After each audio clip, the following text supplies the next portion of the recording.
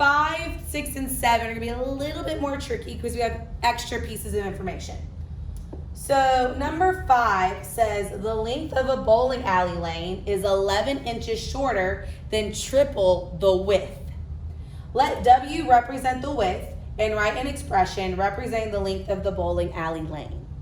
So again, what I'm going to do is I'm going to highlight key pieces of information. I automatically know that we're going to have W represent the width. So I'm going to highlight W represent the width. It also says the bowling alley is 11 inches shorter than triple the width. So let's dissect that part of our problem. So we have 11 inches shorter. What type of math are we doing if it says shorter? If something is shorter, what type of math are we going to be doing? I want you to think about it. We're going to be subtracting. So this is going to be subtraction when it says shorter. But then we have another piece of information here that says triple the width. So if we are tripling something, what type of math is that going to be? If we have like something and it's tripled, are we adding, subtracting, multiplying, or dividing? We are going to be multiplying. When it says triple, we're multiplying it.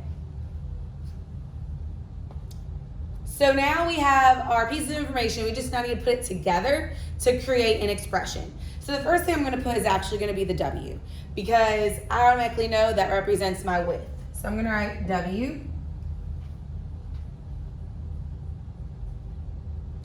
And now I'm going to focus on the triple the width part because that needs to go together.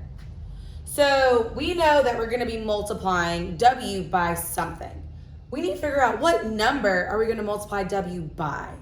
If it says triple, what number is that going to be? If we're tripling, what number is that? 3. So if you think like triplets, those are 3 kids. So 3. So we're going to do 3 times W. And we've already learned how to do this with coefficients. So we're just going to write 3W. Remember, we're no longer going to use an X like in our expressions to represent multiplication because X now represents a variable. So whenever you do your like test or something, make sure your number, like if you're multiplying a number and a letter, it's written like this, okay? So we have 3W. We got that out the way. Now we need to focus on the 11 inches shorter than. So if the bowling alley is 11 inches shorter than this, how is my subtraction going to look? Am I going to do 11 minus 3W or 3W minus 11? Because remember, the order matters when we are subtracting. It's going to be 3W minus 11 because it is 11 inches shorter than this. Okay? So this is our answer to number 5, 3W minus 11. It's triple the width minus the 11 inches. So that's how we would figure out how long the bowling alley lane is. We would do 3 times whatever the width is and then minus 11 if we were to solve it, but we're not solving. We're just writing an expression.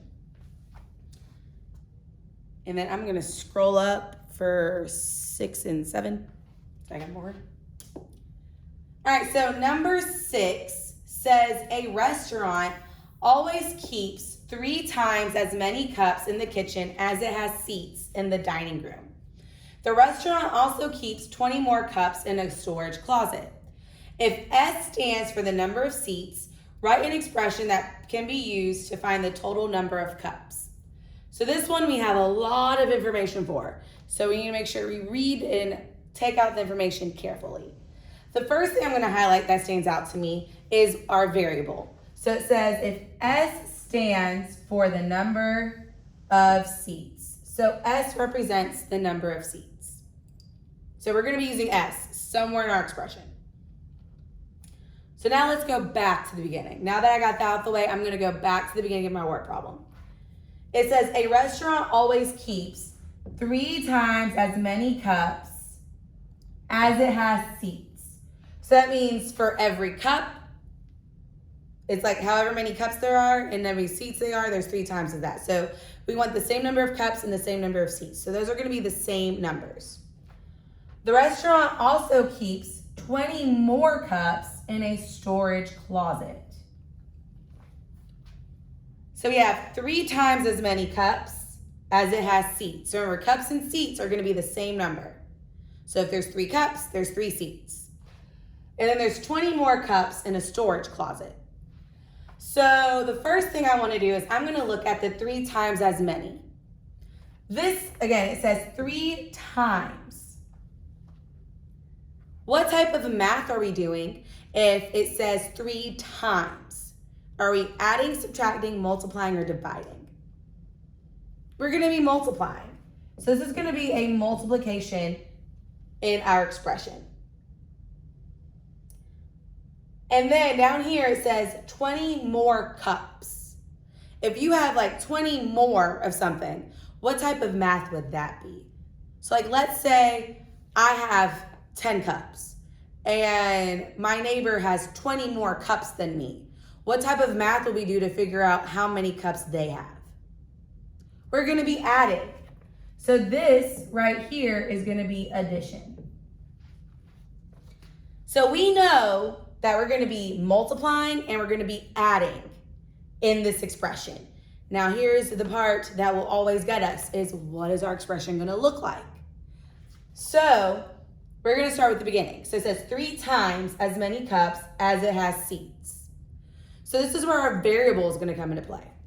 So if we have 3 times as many cups and seats, we're going to use S. So this is actually going to be 3 times S. Because again, however many cups there are, there's the same number of seats. So this is going to be 3S. And then it also keeps 20 more cups in the storage closet. So we want to know how many total cups there are in this entire restaurant. So we're going to do 3S. And since we already know that 20 more cups is adding, we're going to do plus 20. Or you could do 20 plus 3S. Either of those would be correct. And we will do more practice with this week. This is the only thing we're doing this week. You will be having a quiz, not like a huge test, but a quiz on this on Thursday. Okay? So again, this is all we're doing. I'm not teaching anything more. This is literally it. So we're just going to be doing more practice with it. All right, and then number 7 is similar to number 6. It says Ron needs paper for his class project. He buys 5 packs of paper and uses all but 3 pieces. If P stands for the number of paper per pack, which expression, oh, it's supposed to say, write an expression. Yours will be corrected. Write an expression that can be used to find the number of papers that he used. Yeah, that kind of threw me off. Your paper would look correct. I'll fix it. Okay, so again, like I said, or like I've been doing, we are going to first take out the key pieces of information. So the first thing I'm going to take out is that P is going to stand for the amount of paper per pack. So P stands for paper in each pack. So now I'm going to go back to the beginning. It says that he buys 5 packs of paper. And he uses all but 3 pieces. Again, we want to know how many pieces he used. That's the question. How many pieces of paper did he use? So this one's a little tricky, and so I just need y'all paying attention on this one.